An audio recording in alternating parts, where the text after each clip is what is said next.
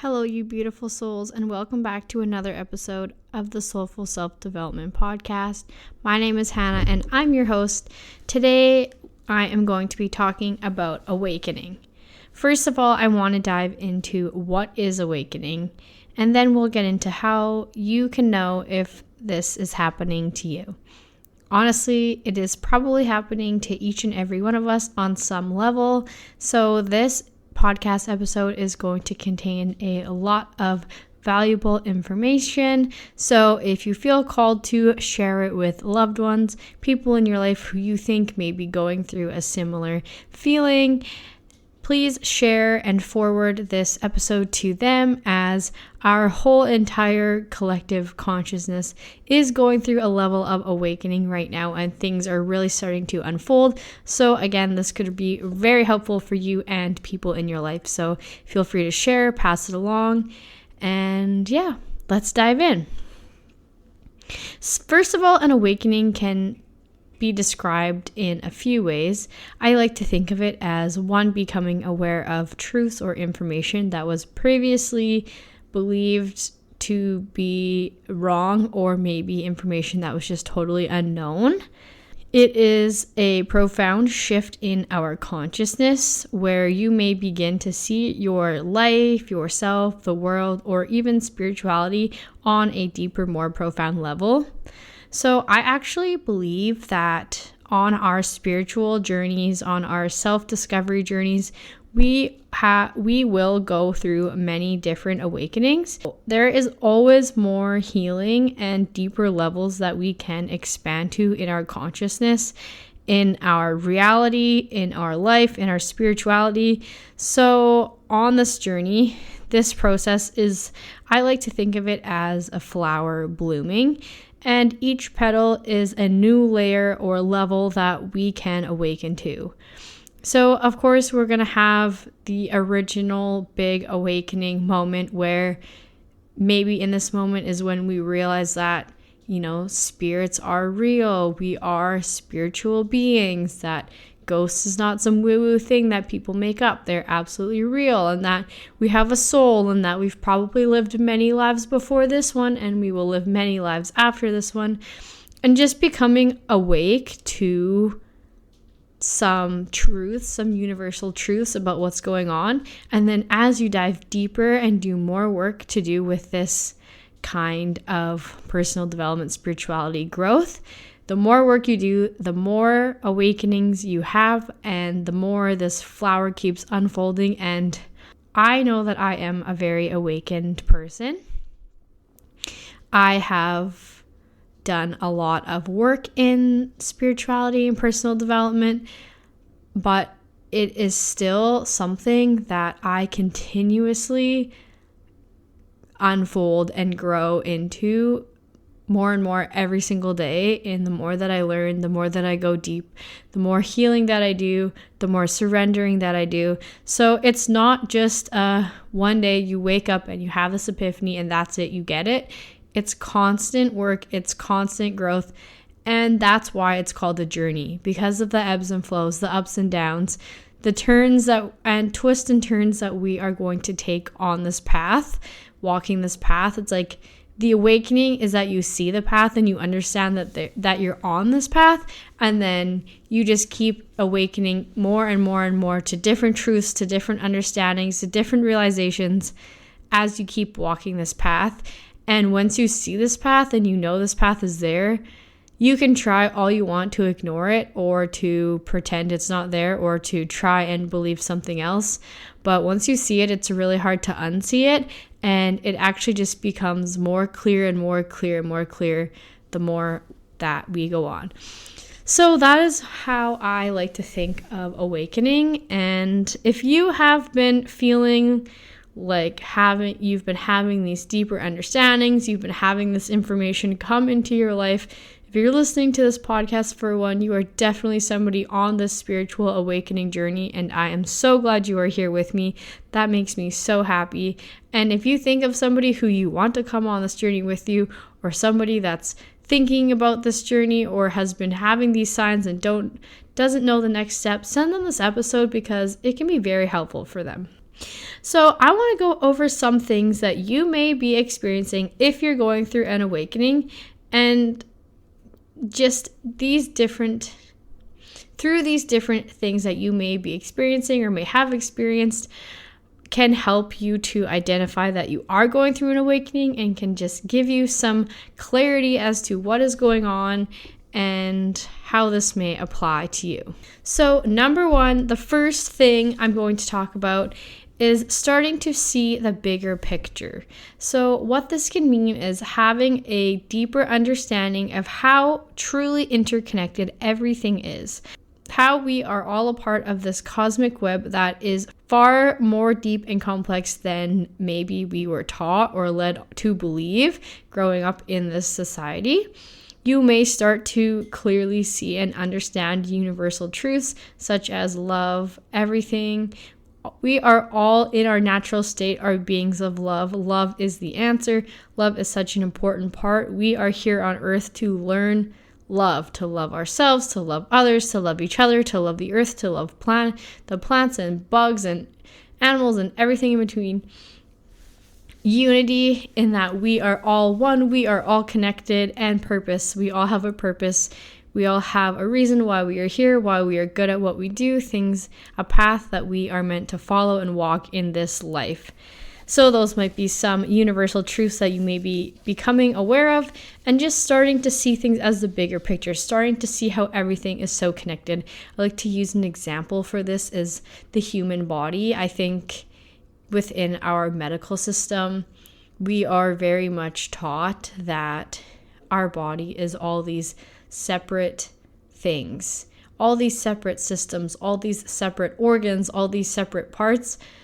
But if you step back and look at it from a holistic view, all together, everything is interconnected. So it's hard when we try to pinpoint something that's wrong to one little tiny distinct thing and, oh, it's my endocrine system that has a problem. Well, your endocrine system is connected to so much more and so many different parts of your body, and how it all works together as one system. Yes, it has different parts, but again, it's a whole system. And when we look at the whole thing, it can be a lot easier to see actually what is wrong and how to find the problem and how to fix the problem and have an actual solution, not just get rid of the symptoms so it gets worse. So that is seeing the bigger picture. Number 2 is questioning reality. So I find this to be so powerful, and it leads to such a powerful level of awakening when we start to question reality. So have you been asking yourself, or should you ask yourself, what is real? And what do I believe is actually real versus what was just taught to me as being real, but is actually bullshit? Because there's a lot of that within our lives. And this comes from many different places. It can come from the way you were raised from your parents, the beliefs you were given through your childhood and how you were raised in your family. Not saying that your family did anything wrong. It's just we're all hurt people. Not a lot of people have had proper healing and gone through all the things we should go through when we experience trauma. We're, raised with these limiting beliefs, and if we don't do the work to heal them and change them, then we pass those limiting beliefs on to our children. And so there's probably a lot of limiting beliefs that came from your family, and your parents might not even know any different or know any better. It's just how it was for them, so that's how it was for you. But a lot of it's bullshit. And we have the power to create our own realities when we decide what we want to believe. So that's a really big part of awakening. And by questioning what is real, what do I want to be real for me, can make a huge shift in your consciousness, in your life, in your reality. But we also need to be able to question things like the medical system, school systems, governments, religions, And any sort of limiting belief that we have, no matter where it comes from, it could come from being bullied as a child. It could come from, again, your parents. It could come from what we're taught in schools. There is a lot. Our governments, there's just a lot of lies. There's a lot of people who have been in power for not good reasons, who didn't want us to live our best lives, who didn't have our best interests at heart. And these people were in charge of the information we were taught, what was shared with us, and how we ended up to where we are now. So question reality, question what's real, question these things, because if you come to the conclusion that whatever it is not in line with your true nature, with your higher self, with your higher truth, with what your soul believes to be true, what is in alignment with you, then get rid of it. Because we have that power, and we are giving ourselves that power back when we can say, no, thank you. I don't want to hold on to that belief. I don't think it serves me. I don't think it's true. I don't believe in this. And we let it go, and we replace it with a more uplifting, empowering belief. That is one of the most powerful things you can do for yourself. Number 3 is shifting out of our ego. So something that we learn, something that can be a layer to awakening, that is a really big shift, is starting to be able to identify what is our ego versus our soul versus our higher self. And when we can learn to shift out of our ego, because so many of us are living ego-driven lives, and the ego is driven by fear and insecurities and feeling not good enough and having all these issues. And we live in a society that is very fear-based, okay? People in power have used fear as a tactic for many, many, many, many years. And that's actually the only way that you can gain power over another, is through fear. If somebody is scared for their life, if they don't understand, they don't know, and you're holding this fear over them, they will do pretty much anything you say. And that's been proven in psychology as well. So when we live in the state of our ego being in the driver's seat and always feeling scared and making decisions out of this fear-based mentality, we are going to have a lot of issues in our life. We are going to be hurting people, especially people that we love. And it results in us being very disconnected from who we're meant to be, our higher selves.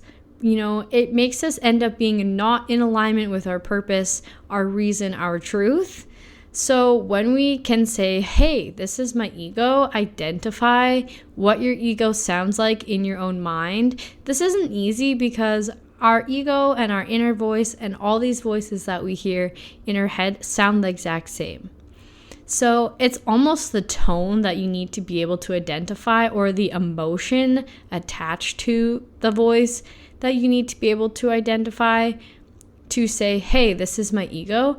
And I highly recommend giving your ego a name so that you can identify it as almost, not that it should be separate from you, but it is in a way separate from you. It's a part of you, but you don't need to give it power to be in the driver's seat all the time.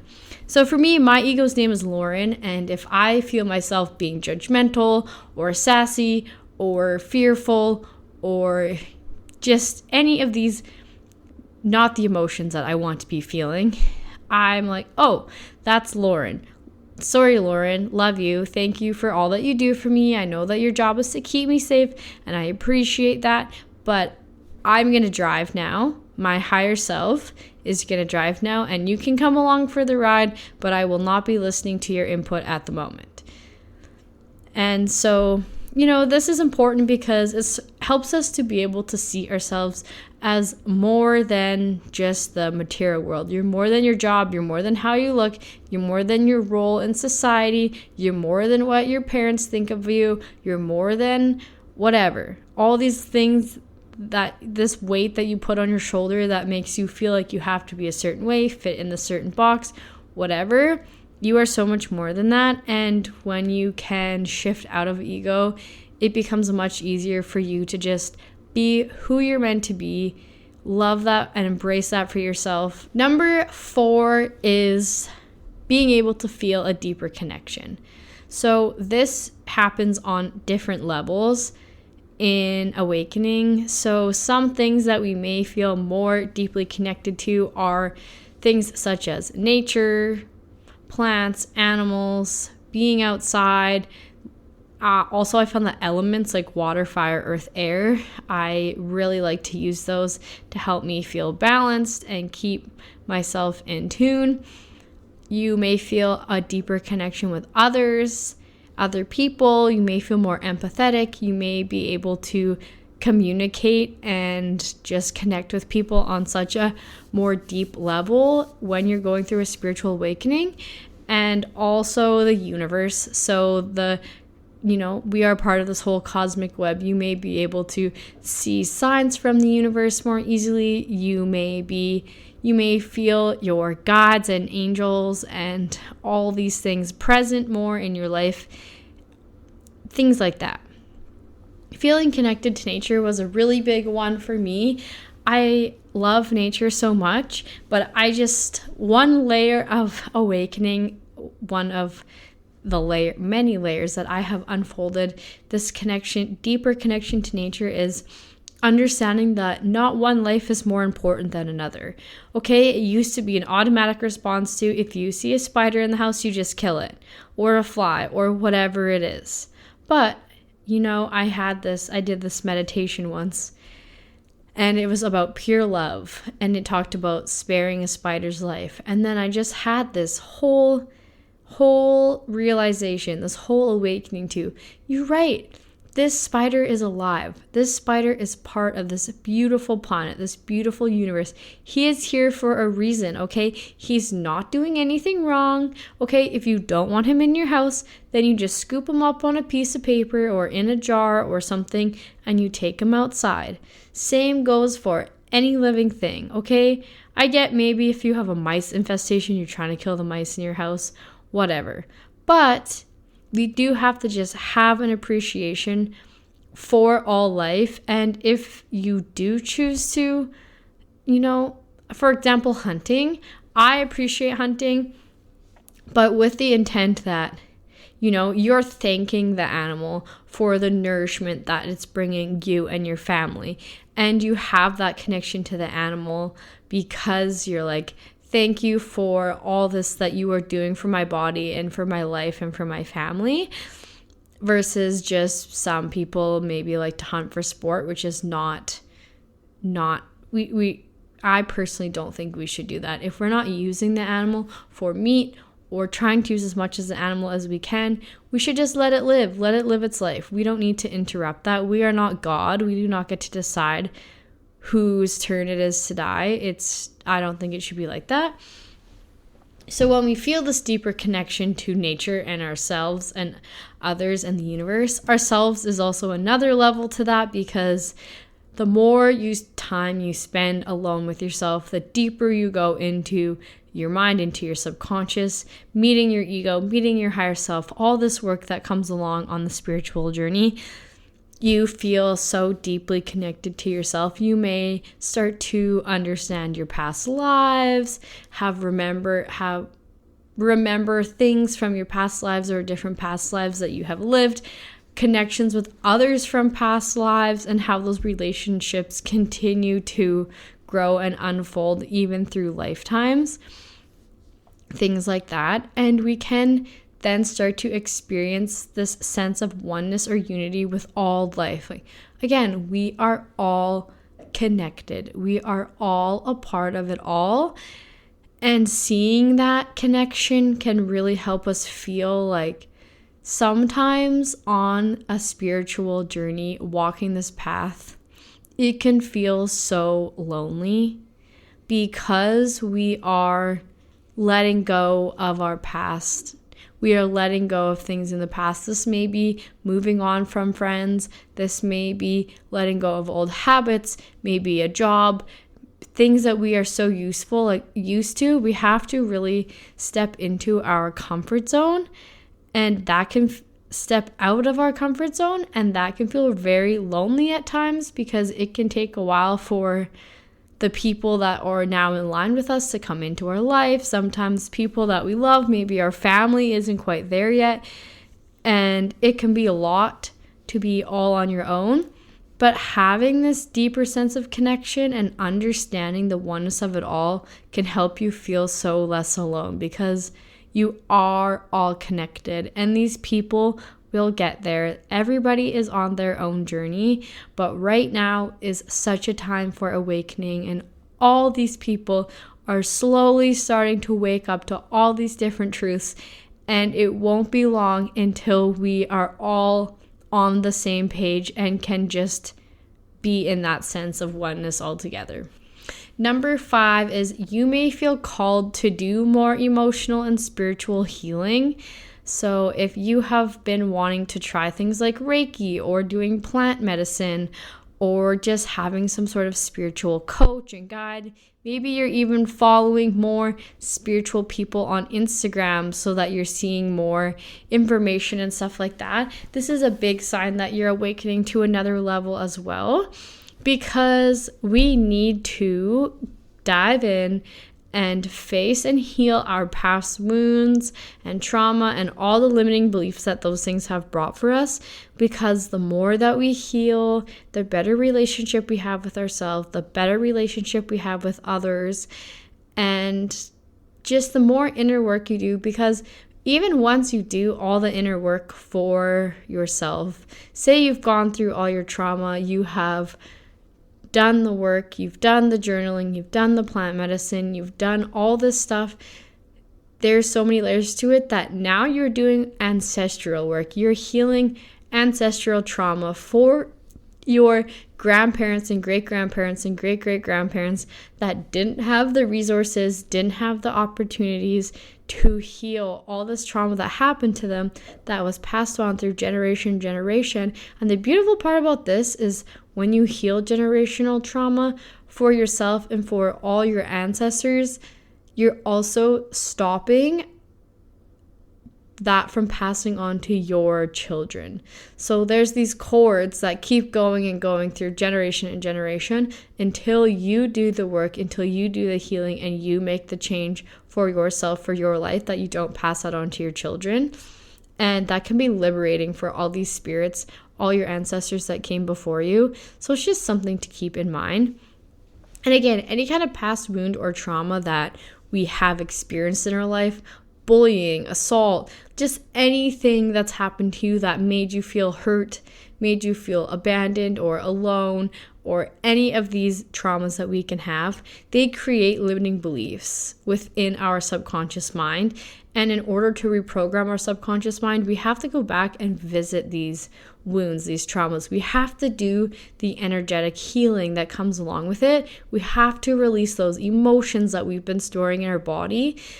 And this is important because not only is it emotional and spiritual health, it's physical and mental health as well. Our physical body holds on to emotions, it holds on to trauma. And if we go our whole lives without dealing with these traumas, that's when we get things like disease in our body, cancer, because our body's holding on to that for so long, our cells can't even function properly. So it's just, again, everything is so all connected. And this can help you to learn to live more authentically in line with your inner truth, because the more healing that you do, the more you can clearly see your purpose, your truth, your higher self, all these wonderful, beautiful things that come on this journey and walking this path. So if you're feeling called to do more spiritual and emotional healing, do it. I highly recommend things like Reiki, even massage, therapy, having a coach, doing the plant medicine, all these things, even if it's journaling every day. If that's what you're at for this level, do that. If you're feeling called to do something more, just take that step. Reach out. I would love to help. I am a spiritual coach. I dream of helping people move on to this next level for themselves. So if you've been like, hey, I just I'm ready to do some healing. I'm ready to learn. I'm ready to expand and grow into that next soulful version of myself. I am your girl. Number 6 is in heightened intuition and sensitivity. So this happens a lot when awakening, and it continually happens while awakening. I believe that my intuition continues to get stronger and stronger, and I continue to become more and more sensitive to energy and everything that is going on around me. So if you are experiencing an increase in intuitive feelings and seeing synchronicities around you, this is a really big sign that you are going through an awakening or another level to your awakening. So gut feelings are no joke. They are so powerful, and they are there for a reason. They are there to help us. So please don't ignore the gut feelings, but just being able to trust your gut and see, hey, I had this feeling, and then I had a feeling that something wasn't right, and it wasn't right. Don't be mad at yourself that you maybe didn't listen to yourself right off the bat, but be proud of yourself that you now know, okay, I was right. That wasn't right. And now I know when I feel that feeling, I'm right, and that's what that means for me. And it just slowly becomes like a second language. Like intuition is another language. It's the language of the soul. And there are different types of intuition. We all have different intuitive types that are stronger than others. And when you learn more about intuition and really develop that relationship between yourself and your intuition, it can become so strong that you can just know things about people. You can sense the energy in the room so clearly, things like that. And it's very, very powerful. And becoming so sensitive as well, I find this is so true for me, especially with the energy of things such as food. I can no longer drink alcohol because it has a very low vibration, and I'm very sensitive to the energy of it. I honestly, genuinely don't even like being around it at all.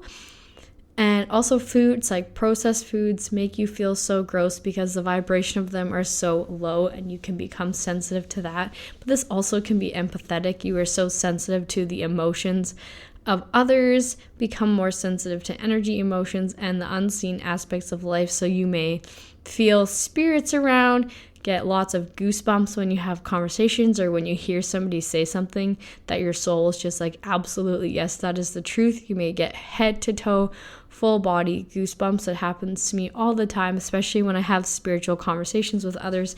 I often get goosebumps. So exploring that and deepening that relationship with your intuition and energy and all that wonderful stuff is definitely a sign that you are having a spiritual awakening, or that your awakening is deepening more and more. And number 7 is embracing your purpose. So this one is feeling called to live with intention, help others, or contribute to the world in a more meaningful way. Discovering what truly lights you up and aligning your life with it. So I truly believe that each and every one of us has a purpose. There is a reason why our soul came here. Each of our souls came here with a unique set of gifts and talents and abilities and interests.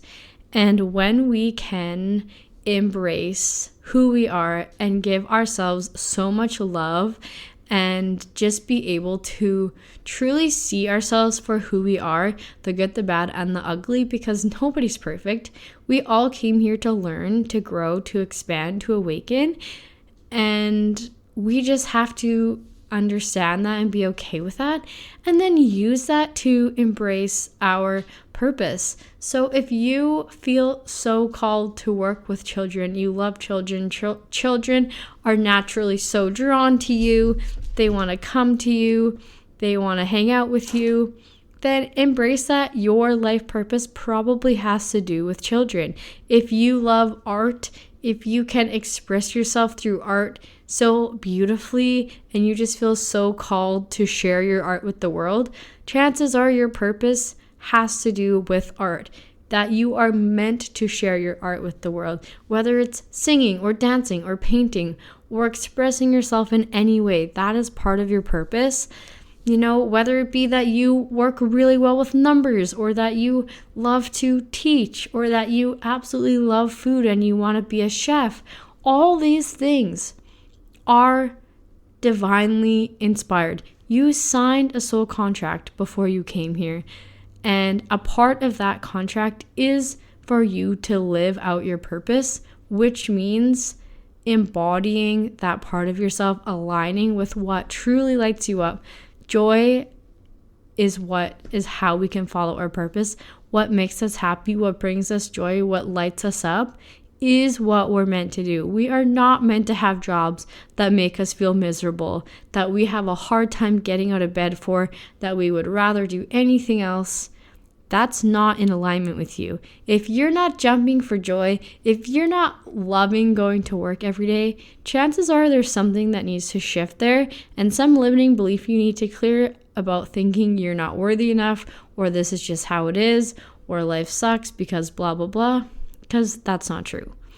And if it's meant to be, it's always going to work itself out for you, because the universe wants you to have all these things, okay? God wouldn't have put that in your heart, in your soul, in your mind if God didn't want you to have all these things and live this life and have these experiences.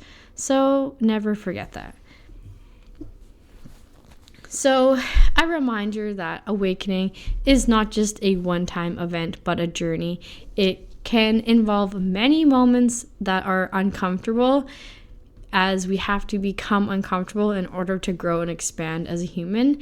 And we will be challenged in a lot of ways of letting go of things that we used to believe, ways we've been programmed, and all things like that. But ultimately, it leads to greater clarity, peace, and fulfillment within our lives. So don't be afraid of it, and don't feel like you are alone in this process, because again, sometimes walking this spiritual path can feel very lonely at times, but I promise you're not alone, because our entire collective is going through a time of awakening right now. There are a lot of universal truths that are starting to be spread and debunked, and just common knowledge, which we need, because our world has been ran by people who were lying to us for generations in order to have power and control over us. We were fed a lot of fear about things because they didn't want us to know our power, because if we all understand and know our power, then nobody can have power over us, which is such an empowering thing and such an enlightening thing. So of course, the people who want to have all the power don't want us to know that. So anyway, this episode, please, if you enjoyed this and you have somebody in your life who is going through an awakening, who is going through shifts, who maybe needs some words of wisdom and reassurance to know that they are not alone on this journey, please send them and share this episode with them. For all of you listening today, I just want to say I'm so proud of you. I am so happy that you are taking these steps to better yourself, to better your life, to become more aligned with the best, most beautiful version of you. And I just wanted to let you know that I love you all so, so much. If you ever need anything at all, please don't be shy to reach out. I love hearing from you guys. And if you are feeling called to work more deeply one-on-one with somebody, to do more healing, to learn more about all these layers and things that come with awakening, please reach out. You can book a session with me on my website. Send me a message on Instagram at soulful.self.development, and I would love to connect with you and let you know how I can help and how we can walk on this journey together. Thank you so much for listening today, you guys. I love you all so much, and I will see you next time. Bye!